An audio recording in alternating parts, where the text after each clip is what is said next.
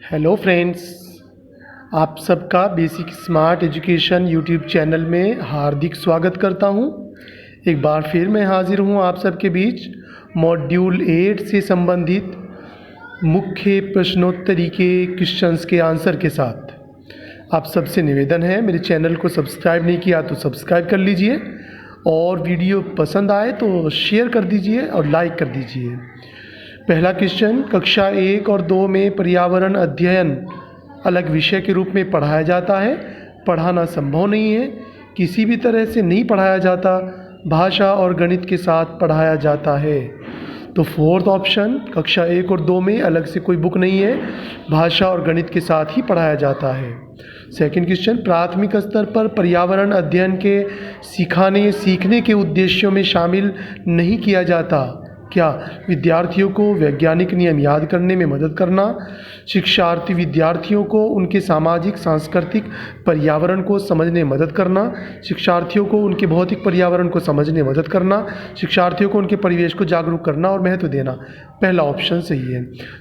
Third question, विभिन्न मापदंडों के लिए विद्यार्थियों को सीखने की प्रगति और उनके स्तरों का पता लगाने के लिए निम्नलिखित विकल्पों में से कौन सा सबसे उपयुक्त है? तो मापदंडों का पता लगाने के लिए तो रूब्रिक्स से उपयुक्त कोई भी ऑप्शन नहीं है, रूब्रिक्स सबसे बेस्ट ऑप्शन। पर्यावरण को सुरक्षित रखने वाले 3 R हैं। यहाँ R की आपको जो फुल फॉर्म्स हैं वो लगभग एक सी नज़र आएंगी। आपको क्रम याद करना है। पहले R का रिड्यूस कम करना होता है, दूसरे R से रीयूज़ पुनः उपयोग करना होता है और तीसरे R का मीनिंग रिसाइकिल पुनः चक्रित करना होता है।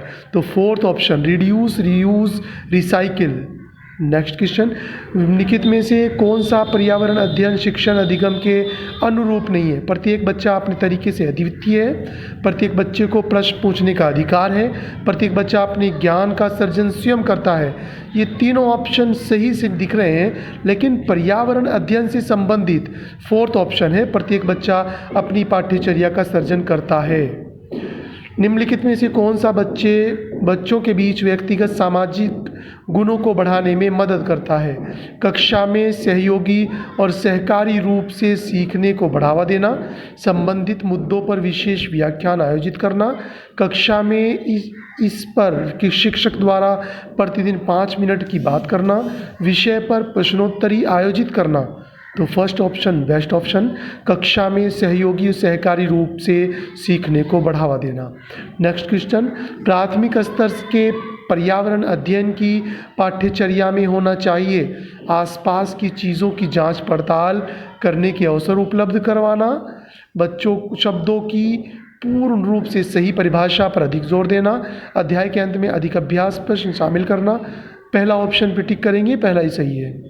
नेक्स्ट क्वेश्चन, पर्यावरण अध्ययन जिसे बढ़ावा नहीं देता, पूछताछ और जांच पड़ताल, बहुत सवाल पूछना, परिभाषाओं को याद करना, करके सीखना।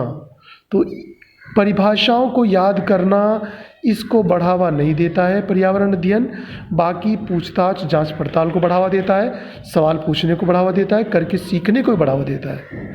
नेक्स्ट, राष्ट्रीय पाठ्यचर्या की रूपरेखा के अनुसार पर्यावरण अध्ययन के लिए कौन सा वाक्यांश सही नहीं है? इसमें गलत वाक्यांश कौन सा है? चारों ऑप्शन में से गलत छांटना है। पर्यावरण अध्ययन को विज्ञान और सामाजिक विज्ञान की तरह अलग से पढ़ाया जाना चाहिए, सही है। दूसरा ऑप्शन, पर्यावरण अध्ययन की प्रकृति अंतर विषयक है, यही गलत है, इसी को टिक करेंगे।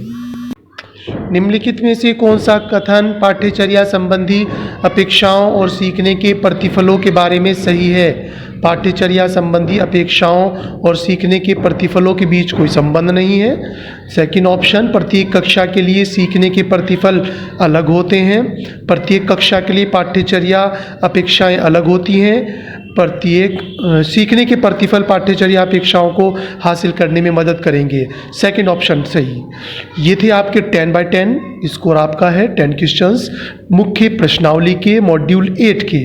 अब मैं आप सबसे निवेदन करता हूं दोस्तों, मेरे चैनल पर अगर आप नए हैं तो प्लीज़ सब्सक्राइब कीजिए। वीडियो अगर आपको पसंद आई है, मूल्यवान लगी है, तो इसको अपने दोस्तों में शेयर कीजिए, लाइक कीजिए और मेरे चैनल को सब्सक्राइब ज़रूर कीजिए।